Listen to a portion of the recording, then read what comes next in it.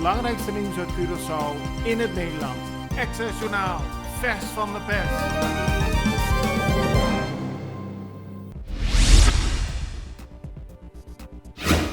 Het gaat weer goed met het toerisme op Curaçao. Dat is een voorzichtige conclusie van de toerismeorganisaties Xata en Caixa.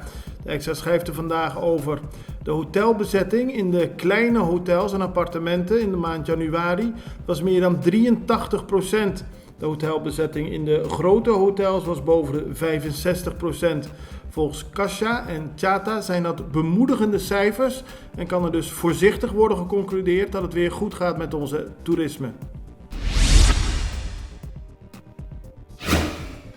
Minister van Financiën Javier Silvania hoeft zijn uitspraken over voormalig kabinetschef Vanessa Gijsberta niet te rectificeren. Dat heeft de rechter gisteren bepaald.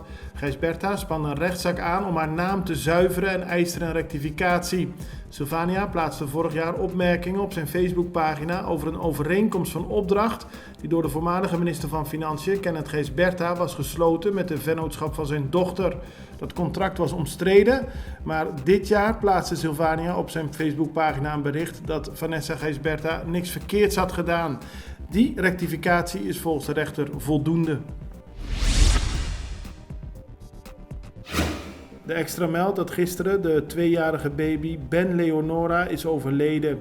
Hij kwam afgelopen zondag in een zwembad terecht en moest daarna gereanimeerd worden.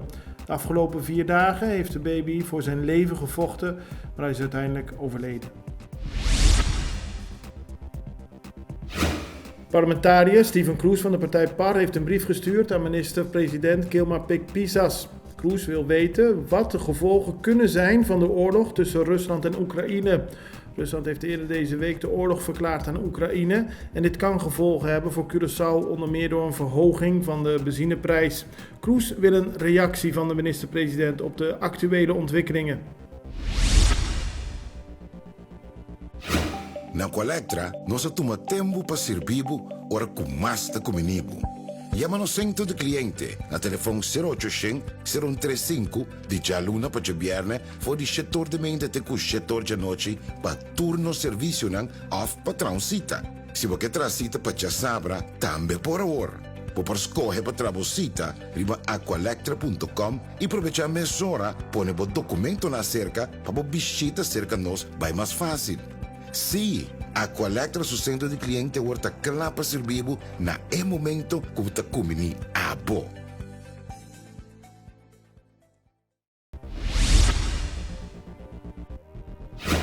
Een huis aan de Samanaweg in Santa Maria is gisteren in vlammen opgegaan. De bewoner ging even de deur uit, maar was vergeten dat hij eten op het vuur had staan.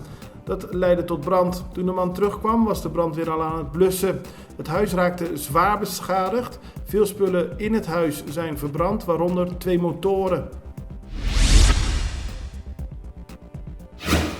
De rechtbank op Curaçao heeft de verdere behandeling van de zaak El Capo tot nader order uitgesteld. Er is geen nieuwe datum gepland voor verdere behandeling en dat kan betekenen dat de zaak niet meer voor de rechter komt. Het gaat over de vondst van 16 kilo cocaïne op een boot op 23 december 2019.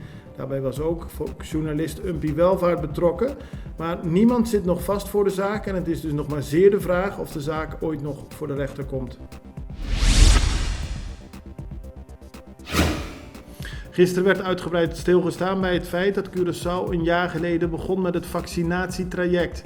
Meer dan 106.000 mensen zijn in de afgelopen 12 maanden gevaccineerd. En hoofd van het vaccinatietraject, professor Dr. Ashley Duits, kijkt tevreden terug op het afgelopen jaar. Tijdens een bijeenkomst in het ziekenhuis werden gisteren verschillende mensen in het zonnetje gezet die het afgelopen jaar hard hebben gewerkt om zoveel mogelijk mensen op Curaçao te vaccineren. Het belangrijkste nieuws uit Curaçao in het Nederland.